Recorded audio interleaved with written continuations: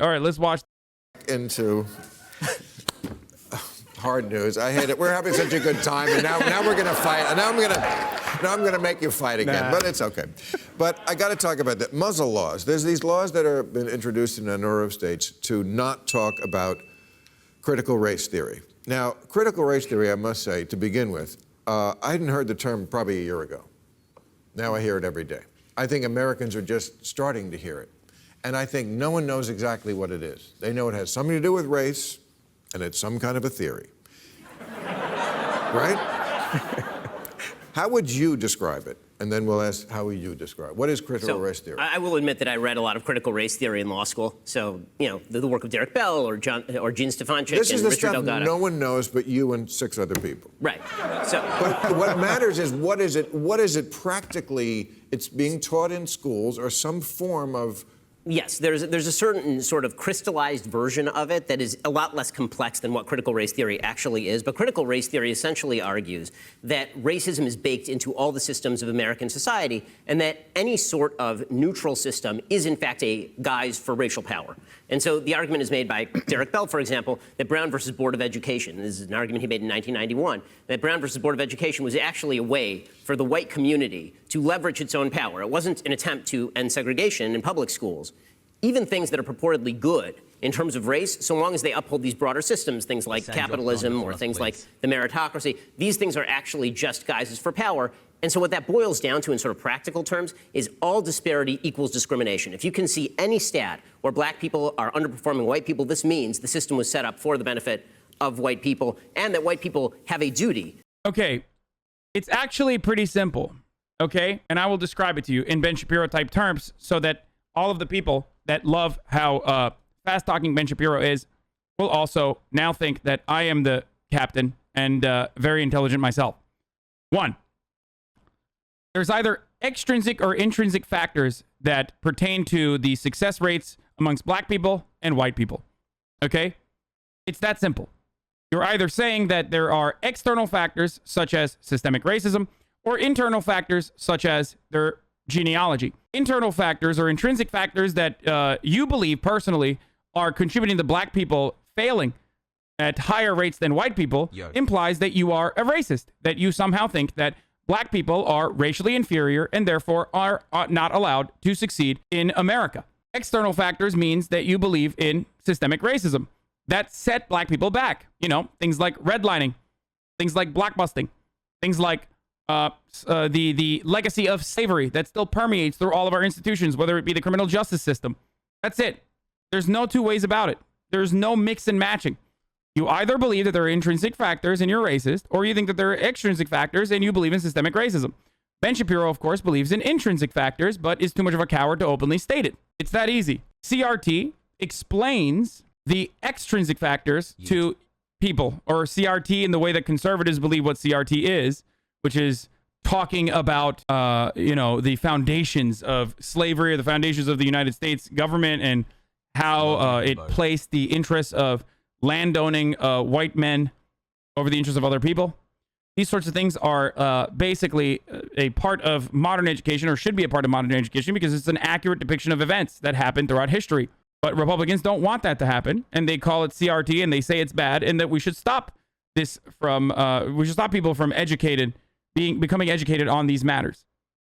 Let's keep going. To tear down these systems in order to alleviate the racism that's implicit in those systems. When it comes to schools, what this tends to boil down to is kids who are white have experienced privilege because the system was built for white people, and we have to change the standards. Right. Now, okay, well, so Malcolm, you tell me your definition. Oh, I agree with everything he just said. Oh, great. And I appreciate you being honest in defining of what it's like to be black American, right? That is, I mean, we're talking about a system. That's unfair. No, I'm just saying I agree with all of those suppositions because they are grounded in truth. Look, and the funny thing is, it's not just African Americans, right? It's also the Scalp Act of 1749, where for $300 modern dollars, you had to cut off the head or the hair of an Indian to prove that you've got them out of the way so they could settle. That's a little bit of American history that people should know about. The Chinese Exclusion Acts of the 1840s. These are things we don't talk about. That's not, I mean, that's, first of all, that's not. It's not true that people don't talk about these things. We all did learn about. You don't want them talked about? No, that's not true either. You want to cancel them? No, Malcolm, I'm sorry, you're lying. That's lying. That's just it is lying. I've personally talked agree. about many of the things that you just mentioned. I define critical race theory by citing the actual authors of critical race theory, and you seem to be a pretty good beneficiary of the meritocracy because you have merit, Malcolm. So if you're going to criticize the meritocracy as an outgrowth of white supremacy, then you're going to have to tear down the system that you've succeeded in because you have merit, or do not have merit. You know, when my great-great-grandfather ran away from slavery to join the 111th Ben Shapiro is once again trying to do the classic, like, well, you have benefited from the system, like you have actually overcame it. The real term that he's supposed to, the real thing that he's supposed to say is you overcame the problems that you choose to address for other Americans, black Americans, who unfortunately have not been able to overcome such problems. Every single African descendant of slaves in this country is 1.5 generations removed from abject poverty, dude. Think about that information whenever you try to act like systemic racism isn't fucking real. Like every single African descendant of slaves in this country, I'm going to repeat that again, is 1.5 generations removed from complete destitute circumstances. Think about that for a moment. That's insane.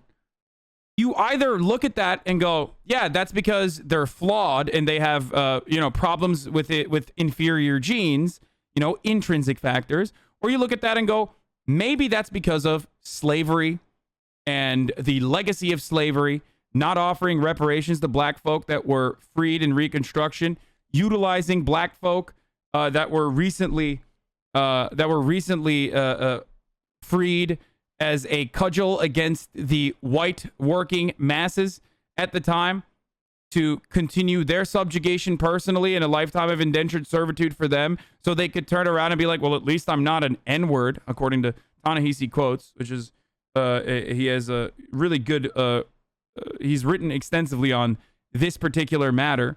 Okay, the difference between or the way that black people in the Reconstruction era were used against the white working class with respect to using them as a red herring, or using black people as a way to stop white working class members from recognizing their place in society with respect to the bourgeois capital owning class. Like this is all baked into America's history. Love you, Hassie. Okay? All of this stuff is baked into America's history.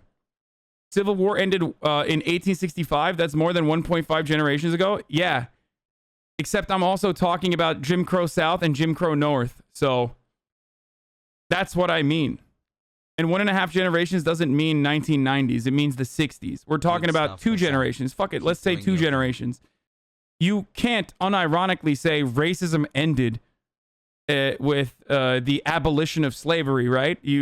I'm literally giving you examples as to how they continued and how they continue to this day. Slavery never even fully ended in this country. Slavery was not permanently abolished. Under the 13th Amendment, you can still enslave folks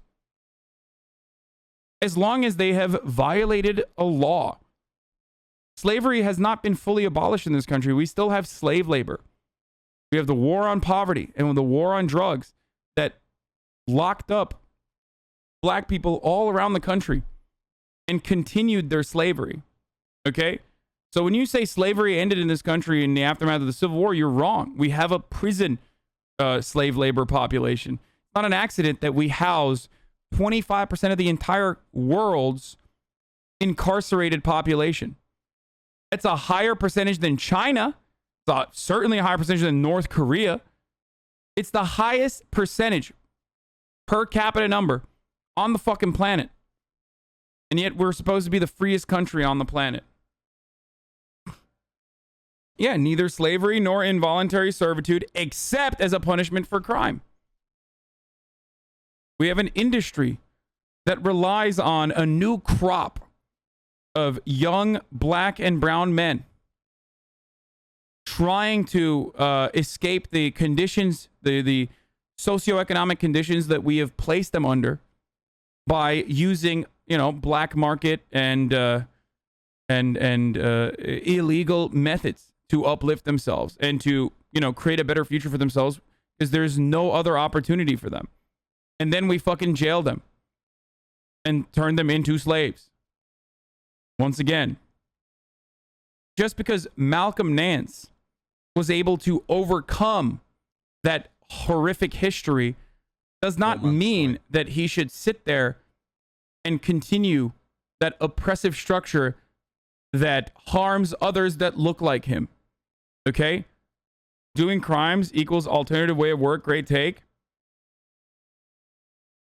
10-month subscriber. You can't possibly act like people that live in inner cities have all of the same opportunities like fucking white kids have growing up in like relatively wealthy families that benefited from aw man is right, you dumb fuck, that benefited from intergenerational wealth development in the aftermath of the GI Bill, that were able to fucking buy homes and take advantage of the single most important factor in generating intergenerational wealth. When black people were not able to do that, when black neighborhoods were redlined on purpose, when black people were pushed aside on purpose, when they don't still to this day have the same job opportunities, you're not going to sit here and be like, yeah, that's really fucked up. I can't believe you're excusing crime. I'm not. It's just one avenue that they have to take matters into their own fucking hands, dude. It's not that easy, and it's not that simple to just like go to your school that is completely underfunded, that has no after school programs, and you're surrounded by others who are telling you like, well, this shit sucks. And this shit does fucking suck. You have no opportunities. You have no pathway towards a better education. And then you fucking turn around and you find yourself doing illegal things in an effort to continue surviving. U.S. colored troops and fight against the South, keeping human beings as slaves. He didn't think, you know what, in 150 years, my great-great-grandson's gonna have to sit on stage and argue with a guy who thinks all that's bullshit. All right? I'm just saying, Malcolm, there is no controversy. The controversy that's made up is people saying that this is being discussed. The left will do anything to justify the degeneration of values. We stray further from God's life every day. Shaking my head. You're literally a Twitch chatter. Like, at least know that we are rotting in the same kind of filth, you dumb fuck. God has abandoned us, okay? If God ever existed, he abandoned us a long fucking time ago, okay? But this is being taught in schools, and that kids should be kept away from it. That's not true. It's not even a real controversy. Malcolm, the fifth largest school district in America, Clark County, just decided that they were going to lower standards with regard to testing because they wanted to alleviate disparities in outcomes. That is an outgrowth of critical race theory. Can you draw a straight line to it? Yes. Really? 100%. Because when you say that the meritocracy is an outgrowth of white supremacy, and then you suggest that I'm somehow denying that slavery took place or that your great-great-great-grandfather was a hero because I'm saying that I want people tested when they are in school to see if they are good at school, then what you're purporting to push now is just nonsense. And it's sheer bullshit, Malcolm. It's just bullshit. No, it's but I think it's. I want to hear what Ben's argument was, because knowing Ben, it's probably a lie. So let's take a look. What did he say, chat? What is the story that he's referencing? School district in America, Clark County. Clark County. Let's take a look at what's going on there, because this is a classic Ben tactic, okay? In Clark County, black students lack access to opportunity. State budget cuts makes it worse. Wait, where's the lowering test? The only thing I can find is like people talking about how black students lack access to opportunities and state budget cuts makes it worse in a fucking town hall. Yeah, it's Vegas, of course. It's terrible. The Las Vegas Review-Journal says CCSD superintendent defends new grading policy at back to school event. Clark County School District Superintendent Jesus Jara defended the grading reform during a back to school address on Tuesday, calling it an equitable system for all students. Over the summer, the school board voted to change the district's grading policy. It will allow students to revise assignments and retake tests, and it will eliminate some behavioral factors like attendance and participation from grades. Wait, so what? Wait, I'm confused. That's what he's referencing? That's what a fucking inappropriate depiction of what is actually going on. This is not along racial lines, dude. What? About 35% of the school leaders identify as Black, Latino, Asian, Pacific Islander, Native American, multiracial. As for facilities, Jar said the new campus will be opening. Wait. I bet they lowered standards because of budget cuts that because things like tutoring programs and special classes lowered all student outcomes. Wait, I'm so confused. So what Ben Shapiro is saying is a total fabrication. It's not true. This is just by people who were doing like distance learning. And it might even change as a consequence of like what happens with the CDC guidelines changing and like who can come back to school and whatnot. Okay, all students will be issued a district-owned device and the district will subsidize internet access to families without it. So not a single part of this says specifies black people or black kids. Ben made a claim here. Okay? That's not true. It's not even a real controversy. Malcolm, the fifth largest school district in America, Clark County, just decided that they were going to lower standards with regard to testing because they wanted to alleviate disparities in outcomes. That is an outgrowth of critical...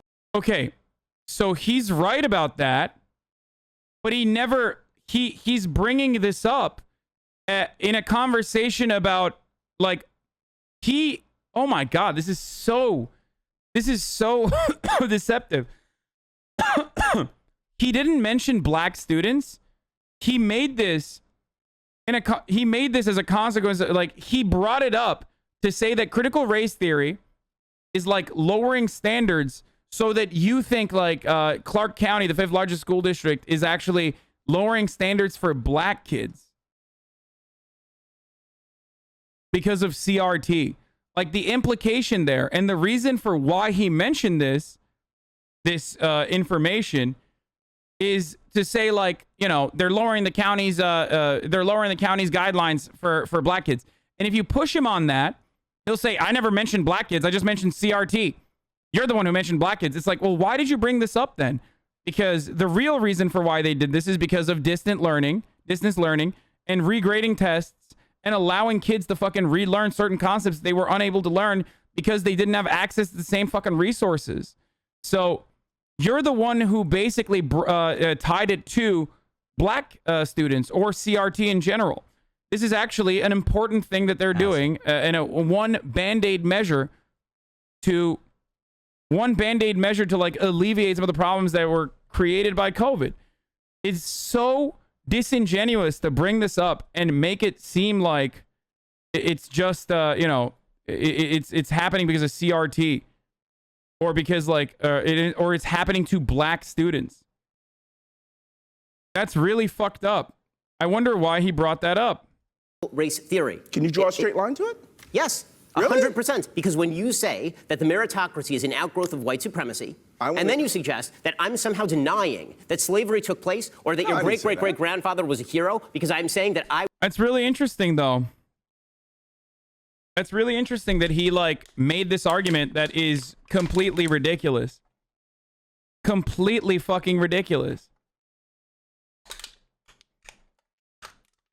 I want people tested when they are and now he follows through by saying, like, well, that means, like, because of this, like, random information that I delivered to you that you will, that I hope you will assume is about, like, black kids getting their test scores lowered because of CRT, which is completely a falsehood.